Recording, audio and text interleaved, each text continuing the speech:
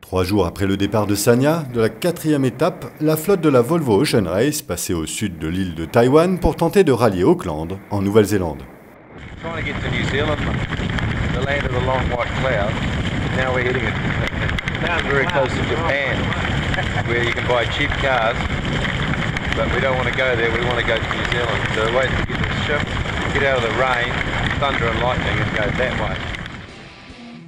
De fréquents grains mènent la vie dure aux équipages, ils avancent malgré tout en essayant de les éviter.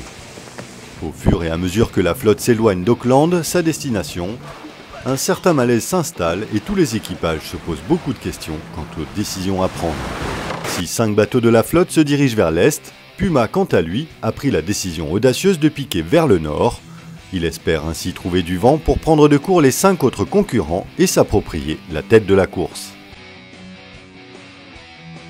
Après plusieurs jours de grains, le soleil est revenu, ce qui a détendu l'ambiance à bord des bateaux.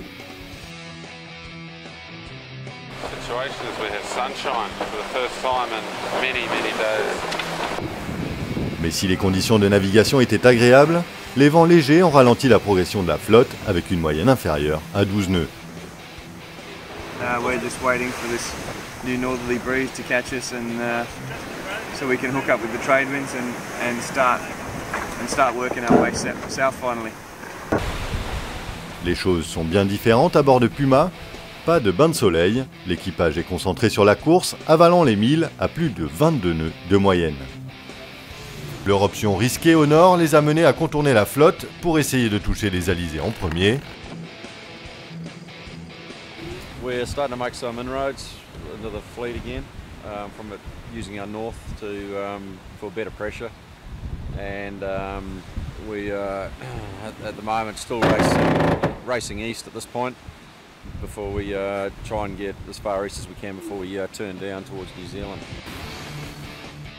Puma aurait pu prendre la tête, mais cela aurait été sans compter sur la trajectoire quasi parfaite de Groupama qui devrait les asseoir dans un fauteuil confortable de leader. L'équipage en a profité pour souhaiter l'anniversaire de Charles Caudrelier avec des brownies frais.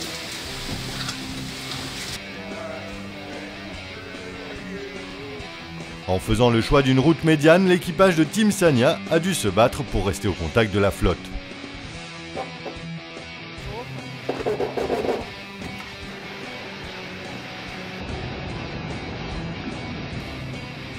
Toujours situé au nord de la flotte, Puma doit parcourir plus de milles que les bateaux situés dans son sud. Ils vont devoir continuer à se battre pour tirer profit des vents plus favorables alors qu'ils continuent à faire le tour de la flotte. Cela fait maintenant plus d'une semaine que les concurrents sont partis de Sanya et ils font pour la première fois route directe vers Auckland. Il semble qu'ils aient presque tous trouvé les alizés tant attendus. Robert Salthouse, équipier de Camper, nous raconte ce qu'il aime dans ce sport. This is why we do it. Days like this make it all worthwhile where you're just smoking along. Really nice sailing. It's great.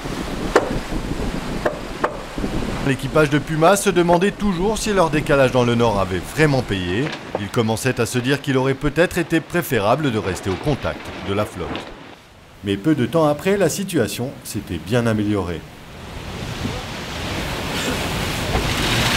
The word is champagne.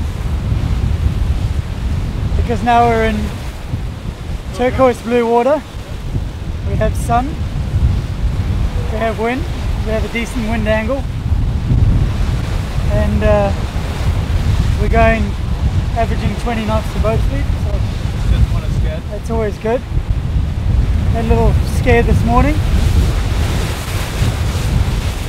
and yeah, it's back to being all good on Puma. Alors que tous les bateaux font maintenant route au sud vers l'équateur, les vitesses devraient être très élevées dans les jours qui viennent.